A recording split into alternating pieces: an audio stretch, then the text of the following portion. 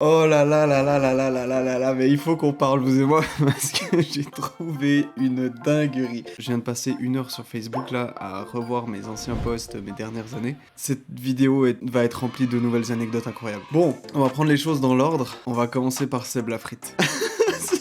J'arrive pas à croire que je fais cette vidéo, c'est un truc de fou. Je la fais presque à l'arrache, je vous jure.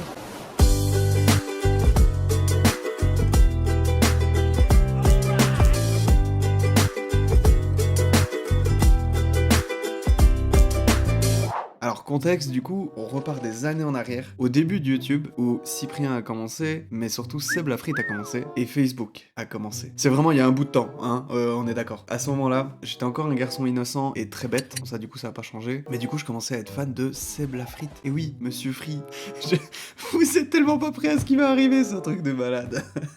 Il croit toujours pas. Bon, du coup, je disais, on est au début de Facebook. Ma mère vient de me faire un Facebook, alors que je voulais pas. Moi, à l'époque, j'étais déjà un boomer, en mode, non, mais Facebook, ça sert à quoi? Moi, si je veux voir un ami, je vais chez lui, en fait. Du coup, ma mère l'a fait. Maman, pourquoi t'as fait ça? Ma mère voulait plus que moi que je sois hype, c'est un truc de malade. Mais bref, merci maman quand même. Du coup, à ce moment-là, j'ai Facebook, et c'est le début des réseaux sociaux, ok? C'était vraiment pas comme maintenant, ça veut dire que on l'utilisait vraiment pour rien. On disait coucou, ça va? Oui. Ah, tu fais quoi? Ah, rien. Ah, moi aussi, trop marrant.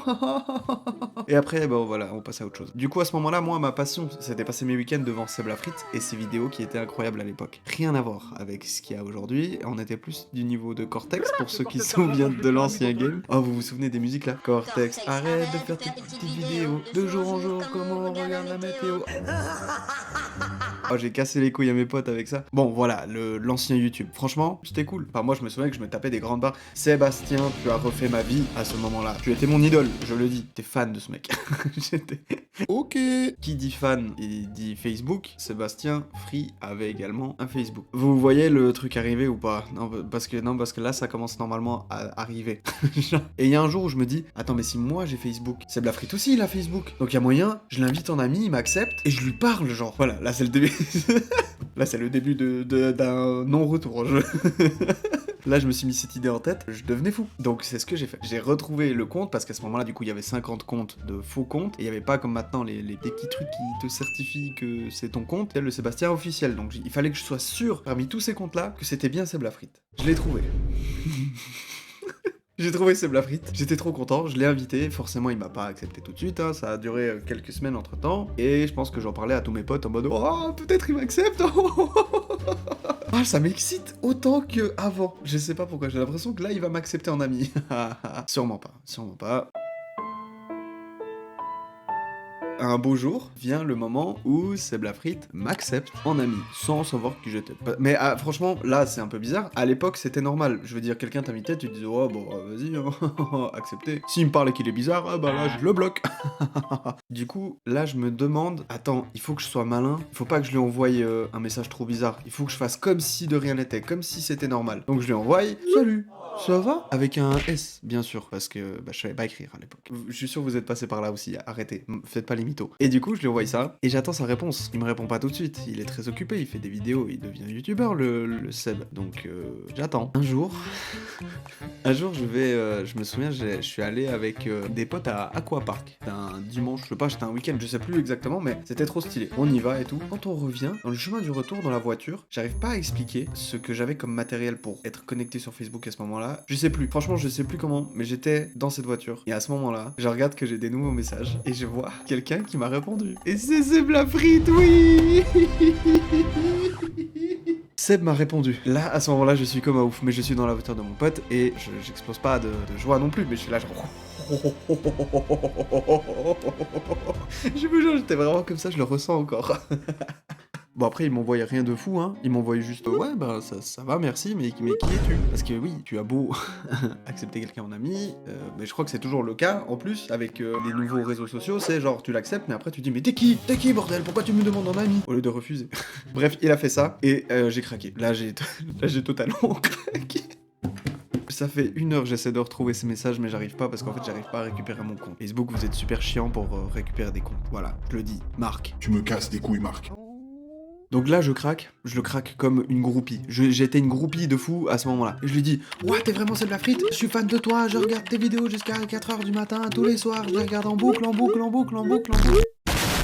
Petit Ref San. C'est marrant. Là, tu peux pas réagir autrement que comme il a réagi. Seb, je te comprends franchement à 100%. Il m'envoie ce message-là, qui est l'emoji de l'ancien temps. Une The Rock, maintenant que je tilte. C'est carrément une The Rock. Putain, c'est fou, ça. C'est là que je tilte seulement que, en fait, je suis grave bizarre comme garçon. C'est le pire move. J'avais bien commencé pourtant, je comprends pas qu'est-ce qui s'est passé.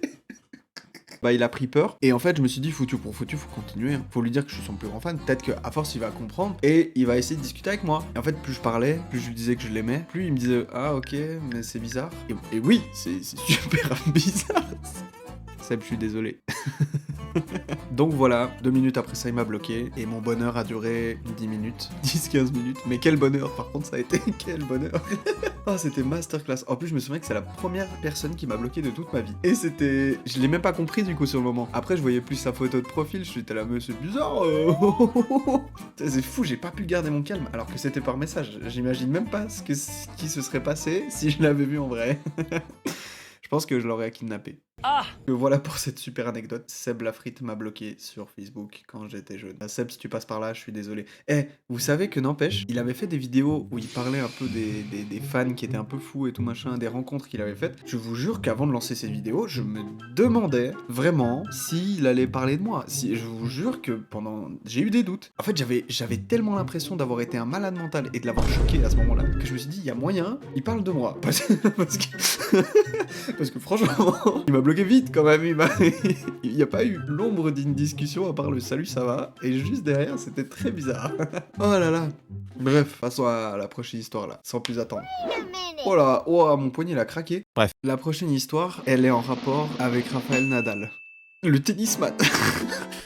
Petite information, c'est que mon grand frère, il était fan mondial de Nadal, il était fan de fou. Moi par contre, pas de ouf, moi c'était vraiment Seb. C'est pas drôle frère, c'est pas drôle, ça ne fait rire personne, regarde. Qui rit? Personne. J'étais en vacances en Espagne, à Majorque. Du coup, on était au pays de Nadal. Et on était vraiment pas très loin de là où il se situait. Et en fait, on se demandait peut-être qu'il est à l'autre bout du monde, tu vois. Nadal, il a d'autres trucs à faire, il a des matchs, il a des trucs. Et il était là. Donc là, vous voyez aussi le truc venir. Ça arrive, hein. C'est croustillant ou pas? En fait, mon frère, à ce moment-là, dès qu'il comprend que Nadal est au pays et il est par chez lui, il comprend qu'en fait, il y a grave moyen de le rencontrer. Et mes parents, ils se disent, bon, bah, mon fils est fan de lui, il y a grave moyen, on le rencontre, vas-y, viens, on le rencontre. Mais mon père est aussi un gros fada de tennis, et plus Federer, mais voilà. Moi, à ce moment-là, je voulais aller à la plage, ok? On est vite fixé là-dessus. Nadal, fait pas des vidéos comme Seb Lafrite, moi, tennis, ok, bon, bah, sympa, mais ça va 2 minutes. On a passé la matinée entière à courir. Ça s'est passé comme une carte au trésor. Ça veut dire que un gars nous disait, oui, si jamais il s'entraîne à cette adresse-là, allez-y, il y est peut-être. On y allait. Il disait, non, il est pas là, mais peut-être qu'il est là-bas. On y allait. Il était pas là, et les gens ils disaient, ah non, allez voir là-bas, et c'est temps, il se peut qu'il soit là-bas. Bref, ça a été ça la matinée. Moi, pendant ce temps, j'étais là, mais venez, on le regarde à la télé, on s'en fout. Bon, vous vous en doutez, à force d'aller de droite à gauche, d'adresse en adresse, on tombe sur la bonne adresse. À ce moment-là, mon frère, il est comme un ouf. Mes parents, ils se disent, bon, on touche au but, c'est trop cool, on y va. On arrive, on tombe sur le terrain d'entraînement de Nadal. Déjà, on voit sa voiture et on se dit, ah, c'est là. Ça, c'est une info comme ça. Je sais pas pourquoi je l'ai dit, mais je l'ai dit. Je sais même pas si elle est dans la vidéo, mais voilà. Et là, on rentre, on voit Nadal. Mon frère est illuminé par cet homme qui était en plein entraînement. Ok, lui, c'était pas séance photo quoi. Non, lui, il s'entraîne là. Sauf qu'on voit qu'on n'est pas les seuls non plus. Il y a plein de gens en fait, ils sont là, genre, waouh, on est arrivé là parce qu'on est fan. Donc à ce moment-là, il y a vraiment plein de gens intéressés par Nadal et ils attendent qu'une seule chose, c'est qu'il finisse son entraînement. Et Nadal, pendant ce temps, il s'entraîne quoi. Enfin, lui, c'est son taf. Il est là au taf. Et il y a des gens, ils sont là. Mon dieu, c'est Nadal, fais des photos. Moi, à ce moment-là, je me dis, bon, bah, ouais, yes, il s'entraîne, mais vas-y, ça me fait rien du tout de voir cet homme. C'est un humain et je veux voir Seb Lafrite. Non, j'abuse, frère. Oui, peut-être. Non, en fait, juste, je me dis, bon, bah, vas-y, mon frère, il vit son rêve, je vais le laisser kiffer. Moi, je vais attendre plus loin, tu vois. Nadal finit son entraînement. Tout le monde va faire des photos avec lui, dont mon frère. Et ma mère qui dit, mais va avec lui, va prendre une photo, c'est Nadal. Et moi, je fais, ah, ok, ouais. J'ai retrouvé la photo. Coucou. C'est incroyable, hein. Aujourd'hui, je suis un peu plus content que sur le moment de la photo, je vous jure. Donc jusqu'à là, j'ai pris une photo avec Nadal. Voilà, c'est déjà une bonne anecdote, mais c'est pas ça dont je voulais vous raconter, c'est un peu le derrière, c'est juste après ce qui se passe de la photo. Vous me connaissez, je suis un peu un saltimbanque quand je veux, et je veux tout le temps être un saltimbanque. Là, à ce moment-là, mon frère veut rester. Il veut rester avec Nadal jusqu'au bout de sa vie, il va pas le lâcher, il va le suivre jusqu'à chez lui. Et là, c'est là que commence l'anecdote. La télé arrive, la télé espagnole arrive pour interviewer Nadal sur ses prochains matchs, sur aucune idée de quoi il parlait parce que j'étais trop loin pour écouter. Mais qui dit caméra et qui dit saltimbanque dit et si on allait derrière faire des petites conneries quoi parce que ça fait passer le temps et c'est rigolo. Après la télé ils vont me voir. C'était un peu dans l'optique de la télé. Voilà, c'était un peu ça. Je vous reproduis la scène parce que je saurais pas comment le faire autrement. Donc imaginez, ça c'est Nadal ça. Il est là, il se fait interviewer par la télé. Vous êtes la télé. Et moi, je suis le petit connard qui est derrière. Action. La télé la télé Quelle indignité.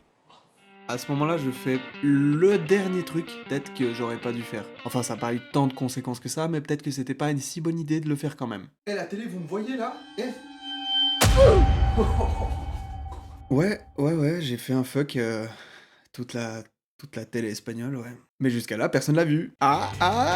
Du coup, j'ai pas eu de problème sur place.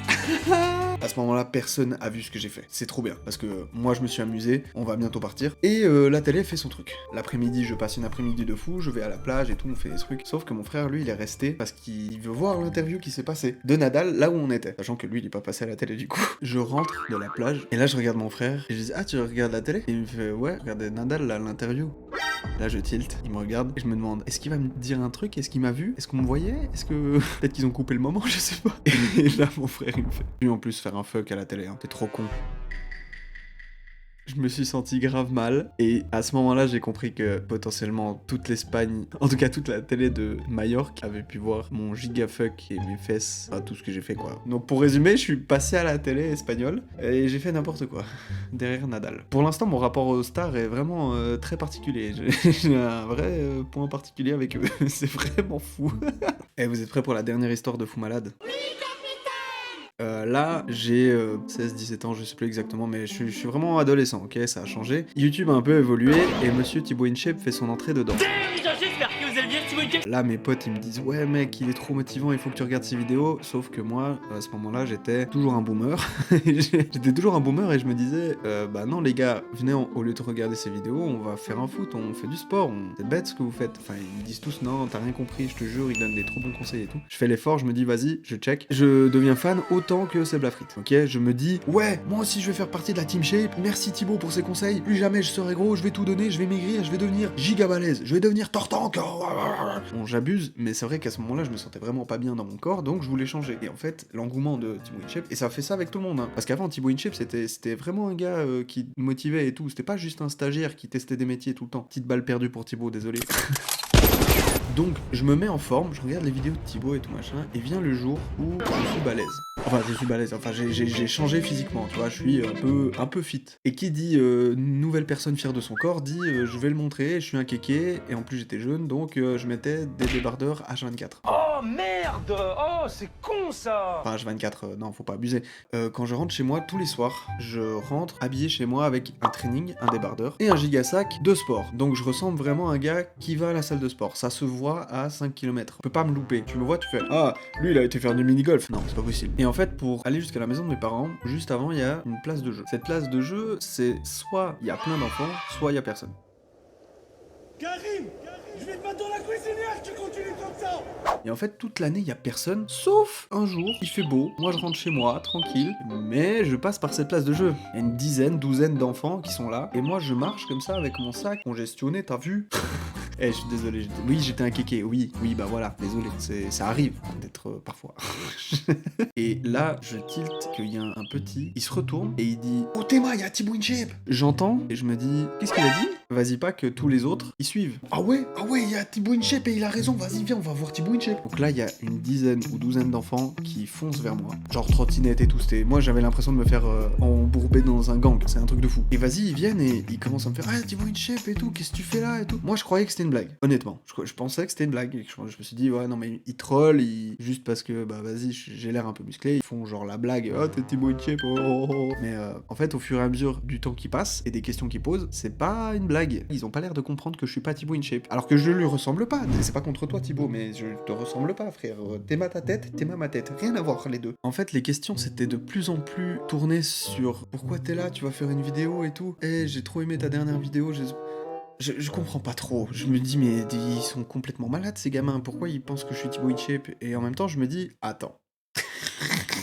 S'ils pensent que je suis Thibaut InShape, viens, moi aussi je pense que je suis Thibaut InShape et je fais en sorte qu'ils croient de plus en plus à ça. Oui, mais vous me connaissez, je suis un loupard, moi je suis un petit foufou. Dans ce genre de moment, je panique et je fais des choses comme ça. Donc là, je leur sors n'importe quoi, je leur dis ouais, merci frère pour la vidéo, merci et tout, machin, je sais pas quoi. Je leur dis d'aime les gens, enfin je sais plus trop, mais... Jusqu'à la question fatidique d'un petit qui me demande oh s'il te plaît, tu peux signer mon sac? Oh, punaise, marche. Que je signe ton sac. Tu veux, toi, que moi, je signe ton sac? Ouais, vas-y, s'il te plaît. Ok, bah vas-y, hein, je vais signer ton sac, ouais, vas-y. Allez, c'est moi, c'est Thibaut InShape. Je sors un stylo de mon sac, parce que, en fait, ouais, tout était dans mon sac de sport à ce moment-là. Je vous rappelle que j'étais un gros muscu de fou, donc ma seule affaire, c'était un sac de sport et je mettais tout là-dedans. C'est tellement grand, ces sacs. C'est comme les gars qui vont en cours avec leur sac Uber Eats. Mais vous forcez un peu. Donc je sors un feutre indélébile.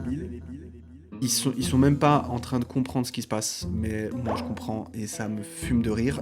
Je signe le sac du petit. J'ai la même question que vous à ce moment-là, c'est comment est-ce que j'ai signé? J'ai fait quoi? J'ai signé Thibaut InShape ou j'ai signé ma signature ou qu'est-ce que j'ai fait? J'ai fait un mix des deux.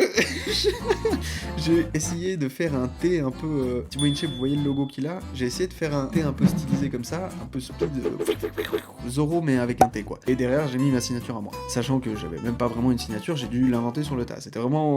C'est catastrophique comme signature, je vous le dis. C'était vraiment n'importe quoi. Mais du coup j'ai signé le sac du gamin. Ah bah c'est bien Neil, super pour l'appareil photo, génial. Ouais, j'ai fait ça, ouais. C'est drôle, non? C'est super drôle, moi j'ai trouvé ça super drôle.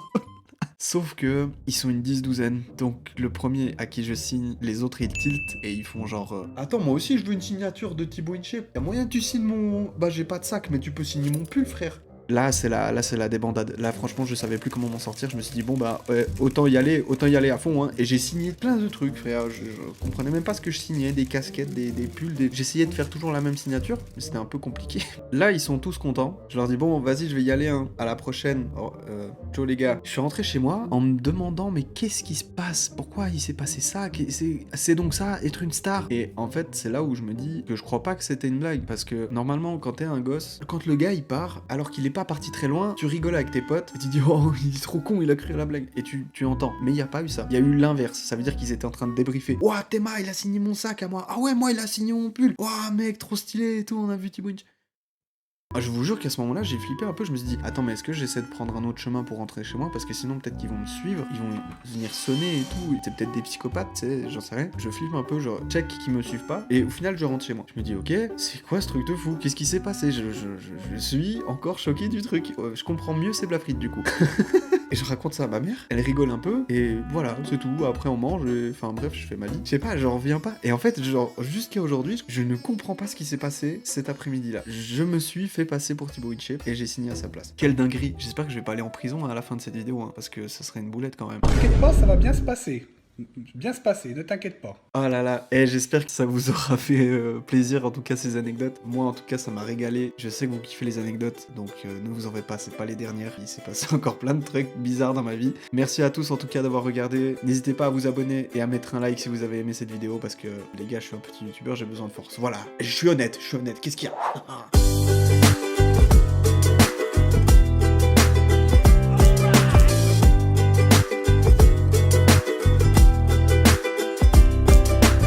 Bon, sur ce, moi je vais aller essayer de trouver le contact de Squeezie pour lui envoyer des messages et aller sonner chez lui.